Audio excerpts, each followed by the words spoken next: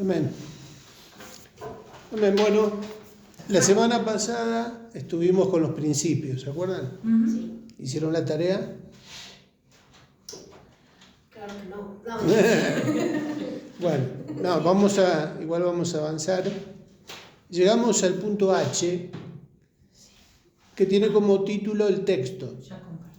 ¿Se acuerdan que habíamos dicho que recién estaríamos entrando en lo que tiene que ver ya con el trabajo sobre el texto, pero todavía estamos en la información preliminar? Yo tengo en cuenta que la mayoría, como no hizo introducción bíblica, es necesario repasar algunas cuestiones básicas de lo que es la palabra de Dios. En la introducción bíblica vemos, por ejemplo, el tema de los idiomas en que fue escrita la palabra de Dios, el tema del contexto histórico, los trasfondos. Algo de eso vamos a repasar ahora. En este punto H dice el texto, su procedencia. Y vamos a leer la mayor parte, o sea, la primera carilla de esta hoja va a ser un poco más leída a manera de repaso, porque yo sé que algunos ya lo hicieron. Pero igual es importante que tengamos en cuenta algunas cuestiones que son básicas, ¿no? Por ejemplo, la historia, cómo surge este texto inspirado por Dios. Bueno, recuerdan, en introducción bíblica vemos inspiración, revelación, iluminación, vemos algo de la historia del canon. No vamos a ver todo eso ahora, pero esta parte nos va a ayudar a hacer una especie de repaso. El texto, su procedencia histórica. Uno de los medios que Dios usó para revelarse fue el pueblo de Israel. Moisés fue el primer instrumento humano utilizado para registrar la historia de aquel pueblo y la relación que Dios quería mantener con ellos a través de preceptos y principios espirituales. Se supone que Moisés comienza a escribir el Pentateuco sobre el año 1400 a.C., cerrándose la lista de libros del Antiguo Testamento alrededor del 400 a.C. Los 27 libros que conforman el Nuevo Testamento fueron reconocidos definitivamente en el Concilio de Cartago en el año 397 después de Cristo. El punto B es espiritual. La misma palabra de Dios se encarga de explicar cómo fue transmitiendo el contenido de sus páginas. En 2 de Timoteo 3:16 y 17 y en 2 de Pedro 1:21 encontramos que toda la escritura fue inspirada por Dios a hombres que fueron guiados por el Espíritu Santo. Bien, hasta acá vamos bien, ¿no? ¿Se entiende? Estamos hablando de la procedencia, el origen de la palabra de Dios. Tuvo una procedencia en la historia humana, un comienzo, en donde Dios usó a personas para revelarle su voluntad. Y por lo tanto decimos que tiene un origen histórico y un origen espiritual. Y ahora repasamos lo del idioma, si bien cada tanto lo recordamos. Vamos a leer el punto 2, su idioma. ¿Te animás, Karina, a leer el 2? Sí, leo. Punto 2, su idioma. Las escrituras se redactaron en los idiomas hebreo, arameo y griego. Prácticamente todo el Antiguo Testamento fue escrito en hebreo, salvo algunos capítulos de Daniel y Esdras que se redactaron en arameo. El arameo o siríaco era la lengua de los sirios y se utilizaba como lengua franca en Medio Oriente, llegando a ser también el idioma utilizado por los judíos. Se supone que Jesús aprendió este idioma a través de su madre. Cuando Alejandro Magno conquista Medio Oriente derribando al imperio persa, entre otras cosas impone el idioma griego a través de un dialecto conocido como koiné, una forma modificada o simplificada que fue aprendida muy fácilmente y utilizada por los comerciantes y más tarde por la mayoría de los pueblos conquistados. Si bien Jesús nació bajo el Imperio Romano, la influencia de la cultura griega y su idioma fue tan fuerte que el koiné se siguió utilizando y fue la lengua elegida por los autores del Nuevo Testamento para sus escritos. Fue así que la palabra de Dios pudo llegar sin obstáculos idiomáticos a todos los rincones del mundo conocido. Bien. Bueno, ¿se acuerdan que cuando hablábamos acerca del idioma y del texto, bueno, estamos en este punto, pero cuando hablábamos de usar las herramientas que tengamos a disposición para encontrar el sentido del texto, justamente tiene que ver con esto, con que el texto fue escrito sobre estos idiomas, sobre la base de estos idiomas. Decimos entonces que para el Antiguo Testamento se usó, ¿qué idioma? ¿O qué idiomas? Hebreo y partes en arameo, algunos fragmentos en arameo. Y para el Nuevo Testamento se usó íntegramente el griego en ese dialecto koiné, que era justamente una forma muy, muy práctica y no tan complicada, porque decíamos también que ese griego era como hoy en día hablar inglés, o sea, era un idioma fácil de aprender en ese momento, y era un idioma universal. En todo el mundo hoy el inglés es un lenguaje que se utiliza en todos los países. En todos los países hay una materia de inglés en la escuela. Bueno, en ese momento de la historia, el koiné era muy usado por la cuestión comercial. Los viajantes, los mercaderes, viajaban por todo lo que era el Imperio Romano, por todo lo que era el mundo conocido. Y este idioma parece que era práctico para comunicarse, para los negocios, pero también para todo lo que era lo cultural, hasta lo político. Si bien el Imperio Romano tenía como lengua oficial el latín, no hubo escritura en latín, salvo después que se hicieron algunas traducciones como la Vulgata, ¿no? Hay una traducción de la Biblia que se conoce como la Vulgata. La Vulgata está traducida al latín, pero los textos originales fueron en griego, y en griego koiné. De ahí la importancia que hablábamos la otra vez de tener a disposición ediciones interlineales del Nuevo Testamento. Cuando hablamos del griego, nos estamos refiriendo al Nuevo Testamento, y hasta ahora, se pueden bajar aplicaciones que nos van a ayudar a consultar en el idioma original los términos que por ahí nos resulten complicados. Entonces uno puede ir a la aplicación, ir al libro, al capítulo, al versículo y a la palabra puntual, y si queremos saber su significado, ahí nos dice el significado original. Entonces son herramientas que para aquel que quiere estudiar a fondo el texto bíblico no hay problema. Antes, para poder traducir una palabra del griego koiné, había que ir a unos libros, a unos léxicos, a unos manuales, diccionarios. Yo me acuerdo que todavía los tengo. Yo les decía, un libraco que no me alcanza el escritorio para poner todos los libros, el Nuevo Testamento en griego, y de ahí buscar las referencias, los numeritos, ir a la concordancia o al manual y ver los significados. Para una palabra, pues, estaba media hora para buscar el significado de una palabra. Bueno, ahora podemos, con un clic, podemos facilitar ese trabajo. Y ahí es donde, cuando hablamos de hermenéutica, es importante tener diccionario, tener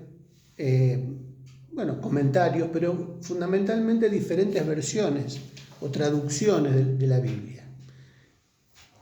No solo quedarnos con una, sino disponer de otras traducciones que nos permitan facilitar la lectura o el significado de lo que estamos leyendo, con los cuidados que hablábamos, ¿se acuerdan? Porque a veces en el afán de querer ayornar el lenguaje bíblico a nuestro tiempo, ¿qué sucede? ¿Cuál es el peligro? Pierde el significado de lo que realmente la palabra quiere decir. Claro, ¿se acuerdan los ejemplos que habíamos visto, no? Cómo a través de los años, sí, se fueron ayornando algunos términos para hacerlos más comprensibles hoy, pero perdía la fuerza del original. Cuando íbamos al original nos encontrábamos, wow, mirá lo que dice acá. Bueno, por eso el que le gusta profundizar se va a encontrar con un mundo nuevo cuando va a los idiomas originales. Bien. Punto 3. Características. ¿A quién más tenemos por ahí conectado? A Susana o Pablo. Hola. Punto 3. Sus características. En la Biblia encontramos diversos géneros literarios y modos de expresión. Libros históricos, secciones poéticas, libros proféticos, de sabiduría, aspectos de la vida del Señor en los evangelios, epístolas apostólicas, géneros apocalípticos, etc. Esto nos obliga a encarar el estudio del texto tomando en cuenta que las diferentes figuras literarias necesitan analizarse con el método adecuado. Las expresiones encontradas en un poema no deben leerse como si fueran parte de una narración. Asimismo, los símbolos y las profecías merecen una atención especial, de la misma manera que las parábolas y las alegorías. Bien. Creo que también sobre esto hablábamos en cuanto a las características. Decíamos que hermenéutica, la materia en sí, se divide en dos partes. ¿Se acuerdan cuáles eran esas dos partes? General. La hermenéutica general, que es la que estamos viendo ahora, y la otra. Especial. ¿Cómo era eso? Especial. ¿Eso que es lenguaje señal? Especial. ¿Eso es especial? Bueno, te pasemos un curso con alumnos. El nuestro no. Los brazos son así. La especial, ¿a qué se dedica? Justamente a analizar los diferentes géneros de lenguaje o las figuras literarias. En la Biblia, ¿qué tenemos? Tenemos relatos históricos, pero también tenemos poesía, tenemos figuras como las parábolas, las metáforas, los símiles, hasta tenemos fábula, o sea, relatos ficticios sobre algún tema que se quiere usar para enseñar algo. Bueno, lenguaje simbólico. Tenemos en Apocalipsis mucho esto, mucho lenguaje simbólico, elementos. O sea que y a cada figura hay que prestarle una atención, no podemos interpretar todo utilizando un método, ¿no? Bueno, todo eso lo vamos a ver en hermenéutica especial. ¿Cómo estudiar una parábola? ¿Qué hay que tener en cuenta? ¿Qué diferencia hay entre una parábola y una alegoría? Son parecidas, pero diferentes. O sea, hay detalles que hay que tomar en cuenta a la hora de interpretar una parábola o una alegoría. ¿Cuál es la diferencia? Hermenéutica especial, próxima. El año que viene. No, digo que esas son las características de este punto 3. Por eso decimos que a cada figura literaria hay que encararla de acuerdo a esa figura, ¿no? Y en el punto 4 tenemos como título Las versiones. las versiones. ¿Alguien de acá que lea? Yo leo. Dale. Las versiones. A lo largo de la historia, muchas fueron las versiones traducidas de los textos en su idioma original. Sería extenso tratarlo en este estudio como realmente lo merece, pero es importante saber que las traducciones hechas al español fueron variando de acuerdo a los manuscritos utilizados como fuente. En lo que tiene que ver al Antiguo Testamento, podemos decir que los judíos se preocuparon por mantener el texto inalterable a través de los tiempos. Los rollos encontrados en las cuevas de Qumran, ¿así se pronuncia? Qumran. Qumran, en 1947, datan de un siglo antes de Cristo y sin embargo coinciden con el texto hebreo contemporáneo. Esto nos da seguridad en cuanto a la autenticidad del texto del Antiguo Testamento que tenemos en la actualidad. Con respecto al Nuevo Testamento, los manuscritos griegos utilizados para las primeras traducciones durante el siglo V después de Cristo y fueron conocidos como el Textus Receptus, texto recibido. Durante muchos siglos este fue considerado el texto oficial, hasta que en los siglos XVIII y XIX se comenzaron a cotejar con manuscritos más antiguos que tenían algunas diferencias con ese texto. La versión más utilizada en las iglesias evangélicas de habla hispana durante mucho tiempo fue la Reina Valera. De hecho, se sigue utilizando, dado que la belleza de su redacción es casi impecable, pero al compararse con los manuscritos más antiguos aparecen algunos defectos. Cita Romanos 8, 1 al 4, Efesios 2, 1, Primera de Juan 5, 7 al 8, entre otros. Por esta razón es importante que el estudiante tenga acceso a otras versiones que le permitan entender con mayor claridad el texto que se analiza. Las versiones más recomendadas son la Biblia de Jerusalén, versión católica, y la Nueva Versión Internacional, NBI, aunque con ciertas reservas, dado que en el afán de modernizar el texto hay términos y expresiones que pueden disminuir el impacto del mensaje. Apreciación personal. Cuando hicimos esta redacción, cité solamente esas dos versiones como ejemplo de versiones que se utilizan actualmente, pero han surgido muchas más. La NTV, la Dios habla hoy, aunque es vieja, la Dios habla hoy. O sea, hay diferentes versiones o traducciones, porque tenemos que diferenciar entre traducción y versión, no es lo mismo. Hay paráfrasis, en realidad la nueva traducción viviente, que es muy popular ahora, no es una traducción, no es una nueva traducción, en realidad es una paráfrasis. ¿Qué es una paráfrasis? Bueno, tarea para la semana que viene. Busquen el significado de paráfrasis. Es como una lectura interpretada, o sea, ya es el texto con una interpretación para que sea más comprensible. Es como una especie de comentario del texto ya traducido. Bien, acá es donde tenemos que prestar atención para saber, por eso la importancia de ir al idioma original, ¿no? ¿Cuál es la traducción más potable o más cercana a los idiomas originales? Decíamos que la mayoría de las iglesias hispanohablantes tuvieron la Reina Valera como traducción.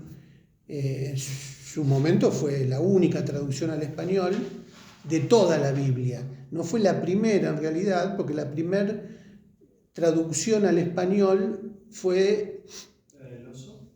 No, esa fue la primera traducción de la Biblia completa por Casiodoro de Reina. Pero antes de Casiodoro de Reina hubo otro que hizo un trabajo, pero solo del Nuevo Testamento. Francisco de Encinas. Qué lindo nombre. Nadie sabe que te decimos Pancho. Claro, es que te llama Francisco. Bueno. Si Casiodoro de Reina viniera a nuestro tiempo y leyera lo que usamos como traducción de la Biblia Reina Valera, diría, pero esto no lo escribí yo. Claro. ¿No? Bueno, ¿por qué? Porque en la Biblia del Oso, que fue la primera traducción al español de la Biblia completa, Casiodoro tradujo palabras que después en las revisiones posteriores se fueron cambiando. Es más, la primera versión de Casiodoro de Reina, la primera edición de la Biblia del Oso, contenía los libros apócrifos. Los evangélicos, ¿cómo va a decir eso?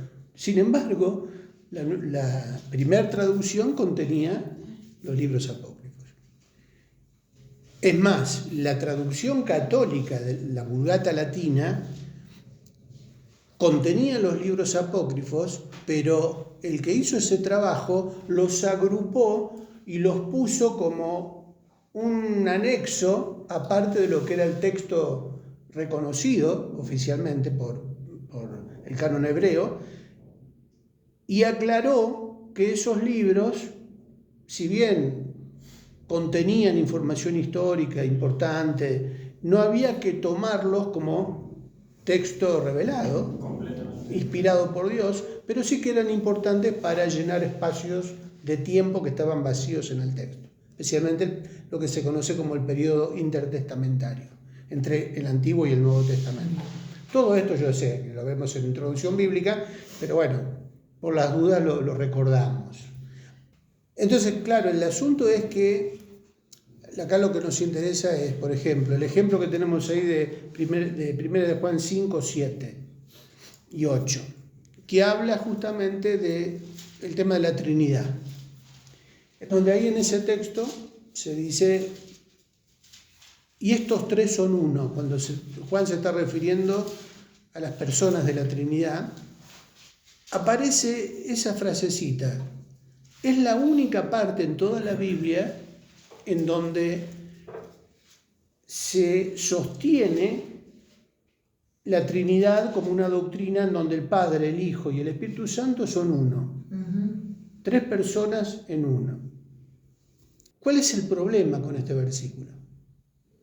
Que en las traducciones que se hicieron, esa partecita, y estos tres son uno, se agregó al texto y se conoce eso como una interpolación. O sea, era algo que estaba en el manuscrito y que se agregó como si fuera parte del texto inspirado. Pero en realidad era una nota al margen. ¿Vieron cuando ustedes en la hoja, en su hoja, hacen apuntes, aparte de lo que estamos hablando, agregan algo, ¿no? Al margen.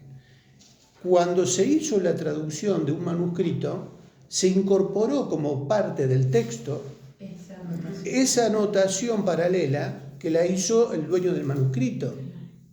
Es más, se nota la diferencia, porque hay ejemplos fotográficos, después por ahí creo que lo vemos en la introducción bíblica, la diferencia en la escritura, cómo se nota que es distinto lo que está agregado. Claro, todos tenemos una manera de escribir, una caligrafía. Muy bien, Pancho, viniste, estás enchufado. Viniste solo. Una caligrafía distinta que era evidente que no pertenecía al texto central del manuscrito. Pero ¿qué pasó? Después, cuando se hicieron las copias, se introdujo eso como parte del texto.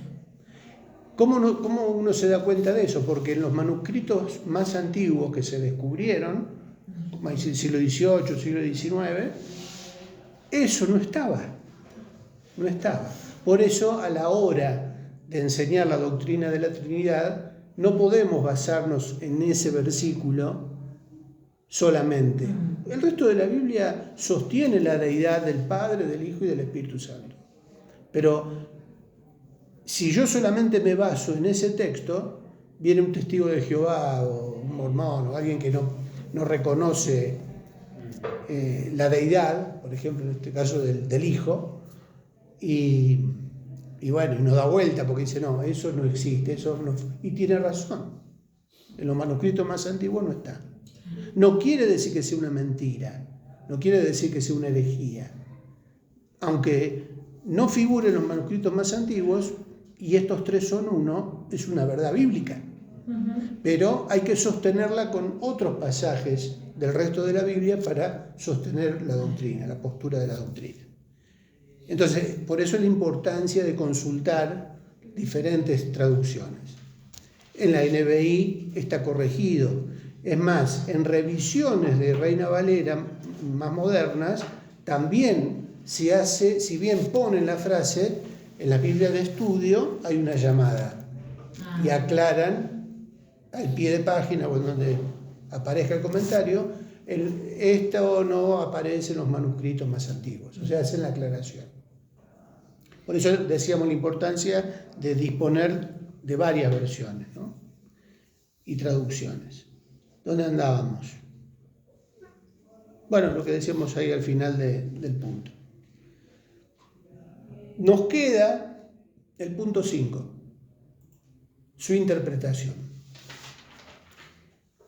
Acá es donde nos tendríamos que quedar un poquito más. No sé si vamos a terminar hoy, pero acá ya nos estamos metiendo en una especie de introducción de lo que va a ser el resto del curso. Tenemos un texto.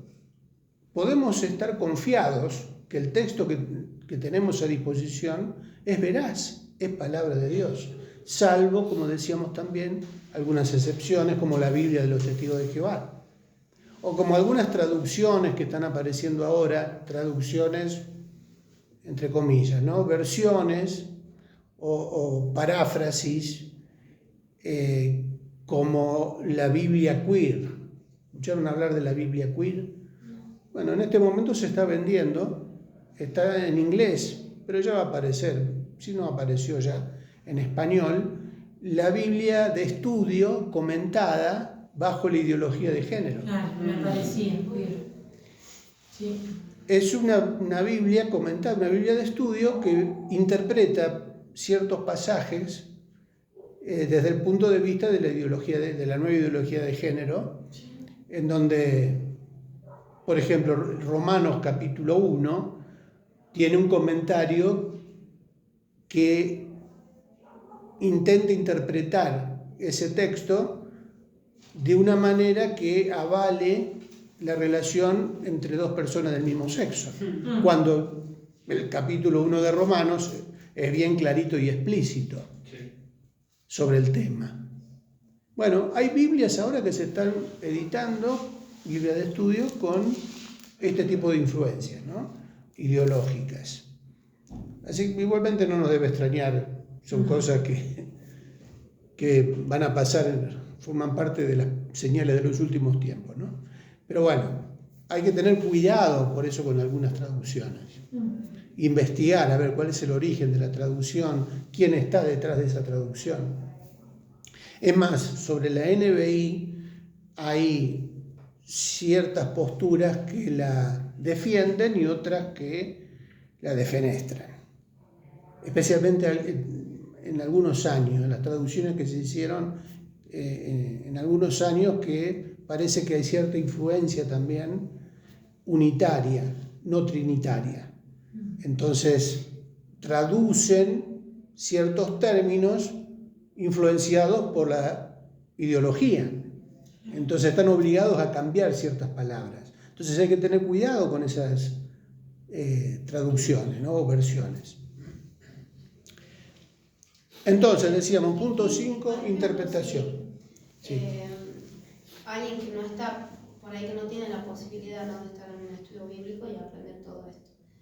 Nosotros, ¿qué podremos recomendar a alguien que está queriendo comprar una Biblia, por ejemplo, y que no va a tener esa posibilidad capaz de saber esto de la NBI, de Reina Valera, los errores que hay, o no sé si errores, sino como esas contradicciones?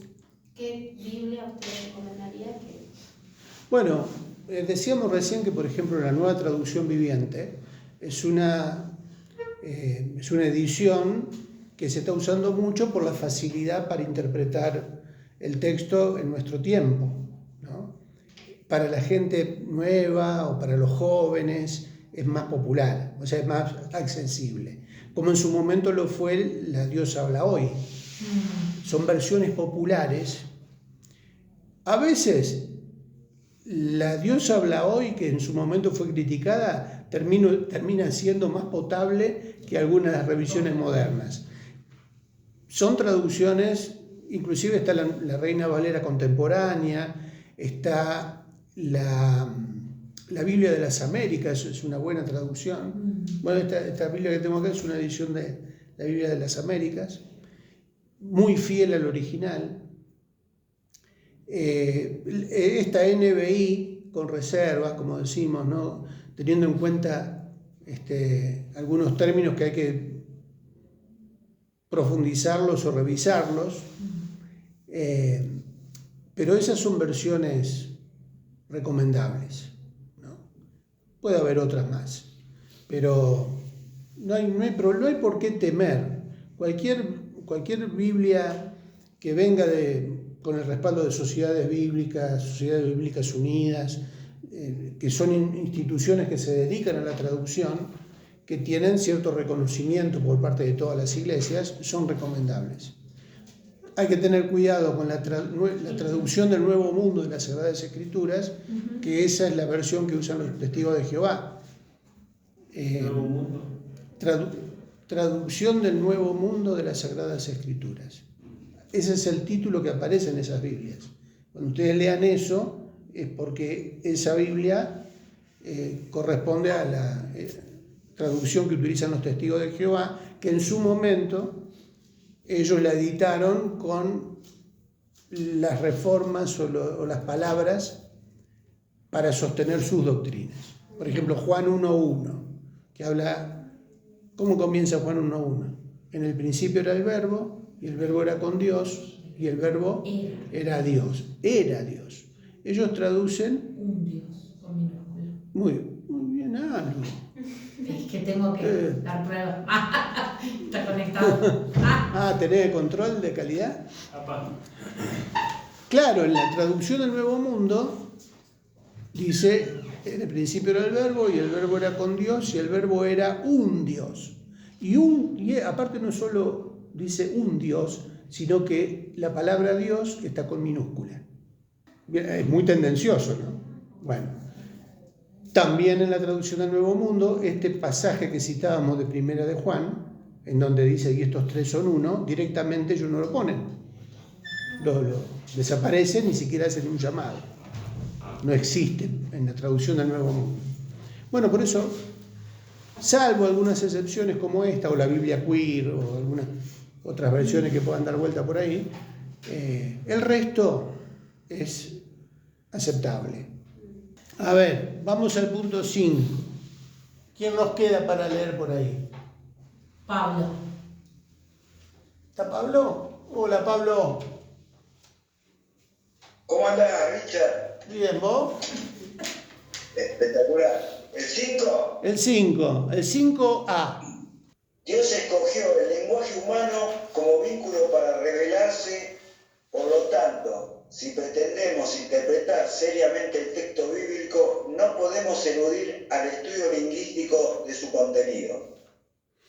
El significado natural, evidente. Busca el significado natural, no es lo mismo que buscar el significado literal, porque a veces el significado natural es más bien figurado que literal.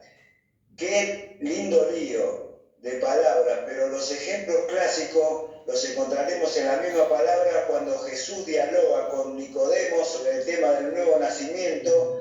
También la mujer samaritana hizo un análisis literal sobre el agua de vida y de Jesús. Ofreció para no tener sed jamás. Juan 3:4, 4:13-15. ¿Vamos a esos textos? Vamos a buscar Juan 3 y Juan 4. Para ver si podemos entender este punto A. ¿Qué es eso del significado natural o evidente? Bueno, como decimos en el punto 5 en la introducción, no podemos eludir el estudio del texto, de la parte de la lengua.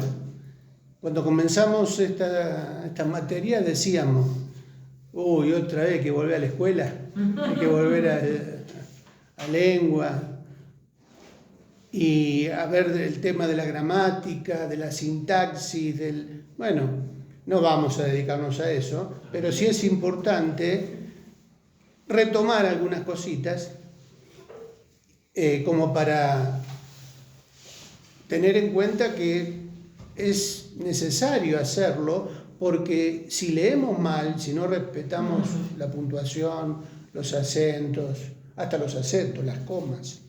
¿Se acuerdan que una de las características de los idiomas originales eran que no tenían puntuación? al principio. Es más, las palabras se escribían todas de corrido, sin ningún tipo de señal para saber dónde se separaba la idea.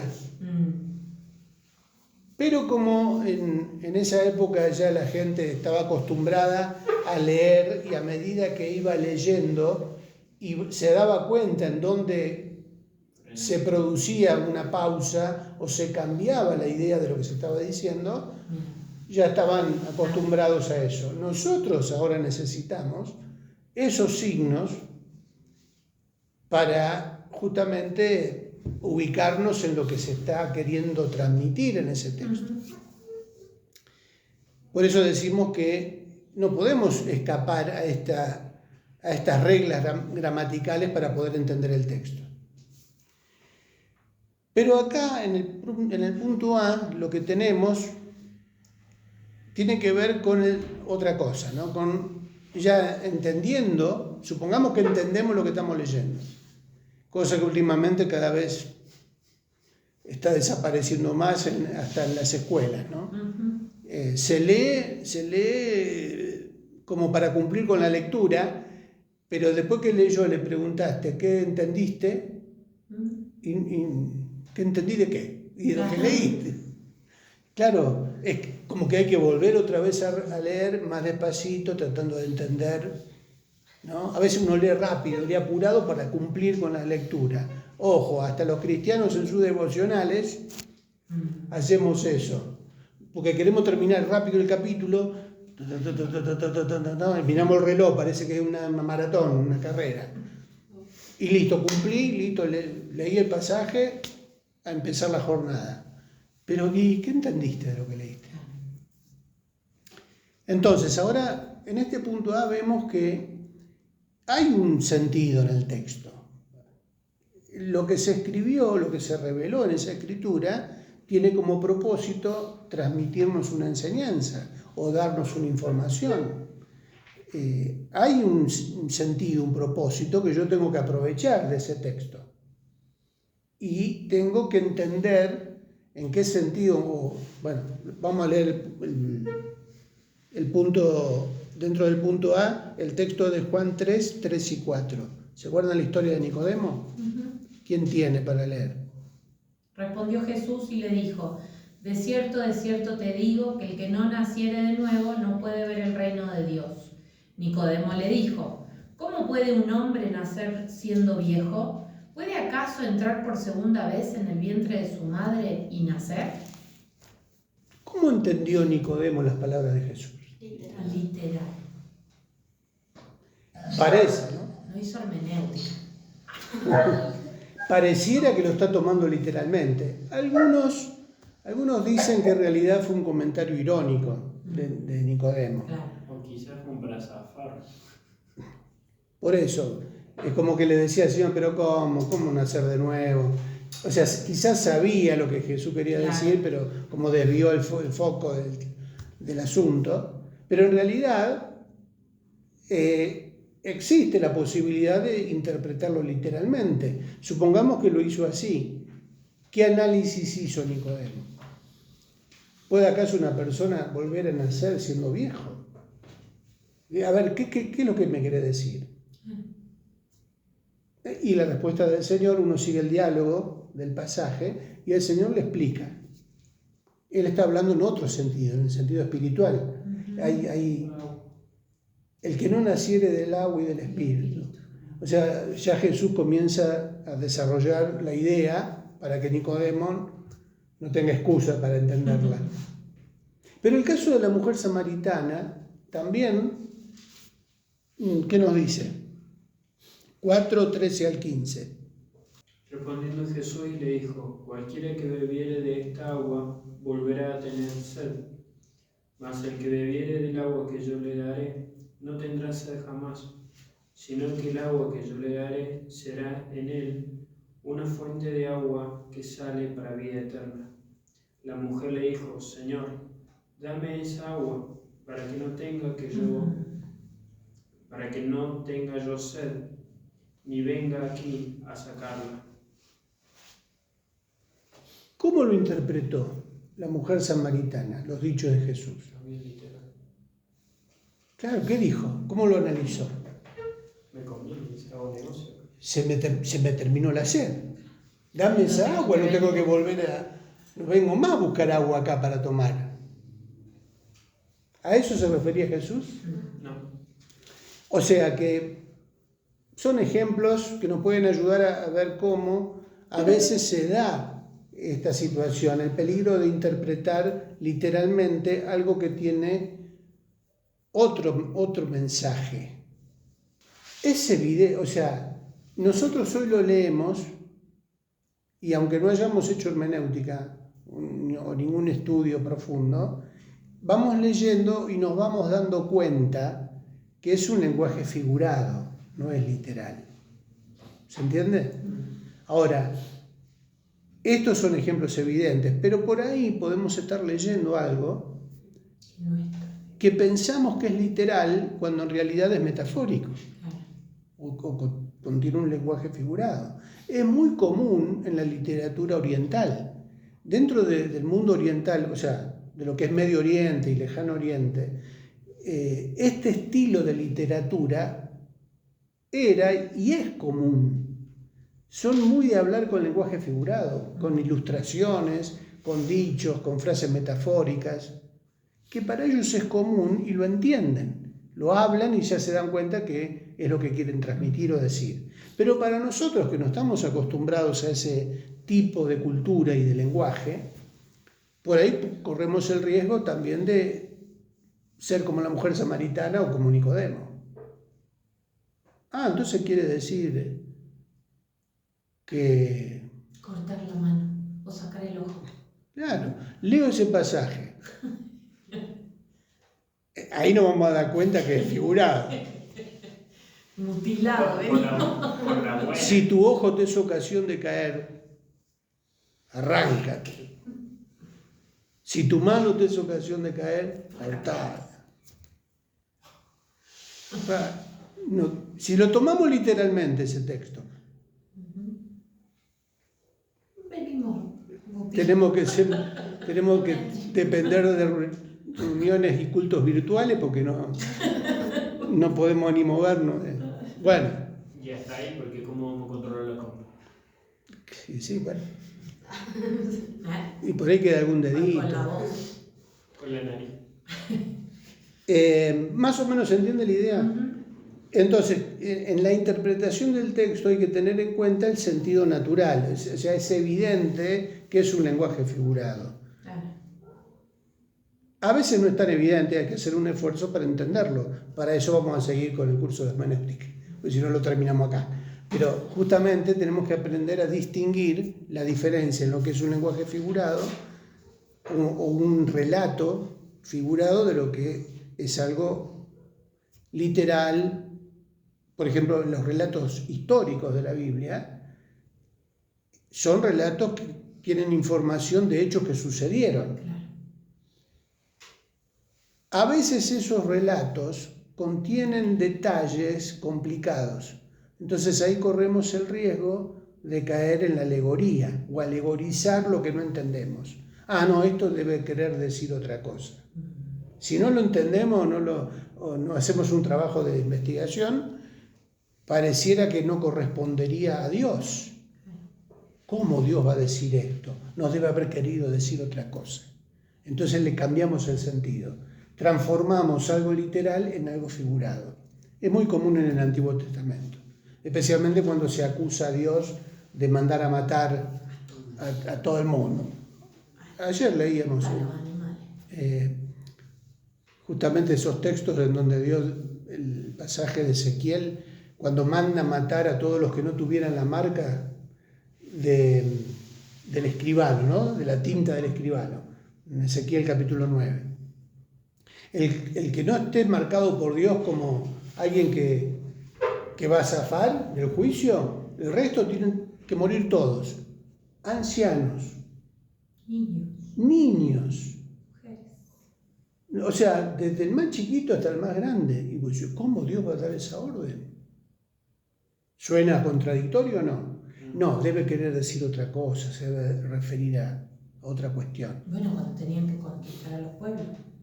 Y Bueno. la orden era, no queda uno. Uno, yo ahí me vuelvo alegórico. Tengo la tentación de alegorizar, porque claro, la gente en general cuando escucha eso dice, no, ese... Claro.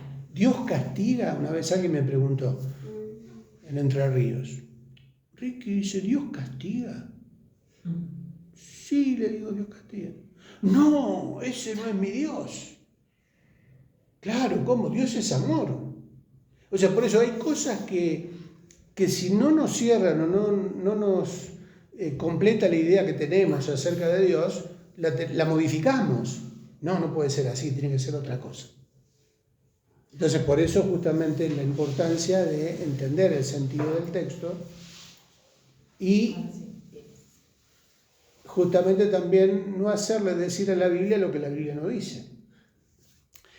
Vamos a seguir la semana que viene con el significado original. ¿Sí? Igual tienen la hojita, vayan leyendo.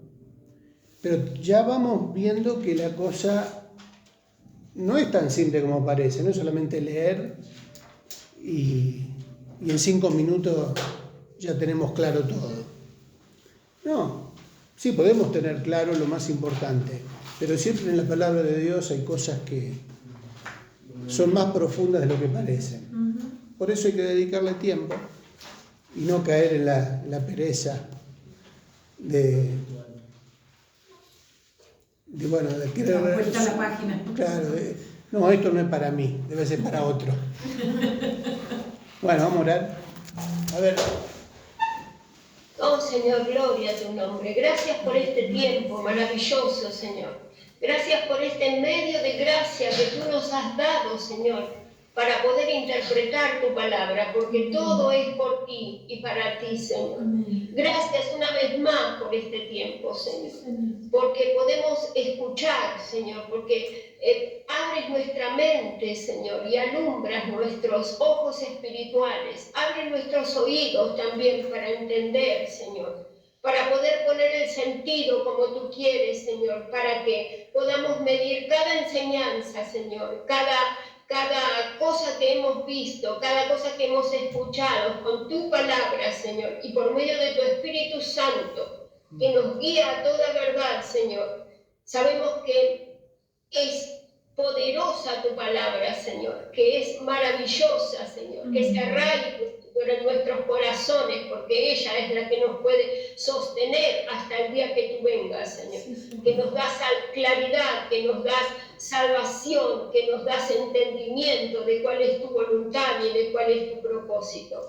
Alabamos y bendecimos tu nombre, Señor, y con gratitud, Señor, nos despedimos, Señor, de este tiempo, dándote las gracias por todo lo que nos has dado hoy, Padre. Gracias por tus siervos, Señor, que con tanta destreza, Señor, y con la guía de tu Espíritu Santo, Señor, nos ayuda a entender todas aquellas cosas que tú quieres que sepamos, Señor. Nos despedimos, Señor, y bendice a cada uno de mis hermanos conectados, Señor, y de mis hermanos allá en Córdoba.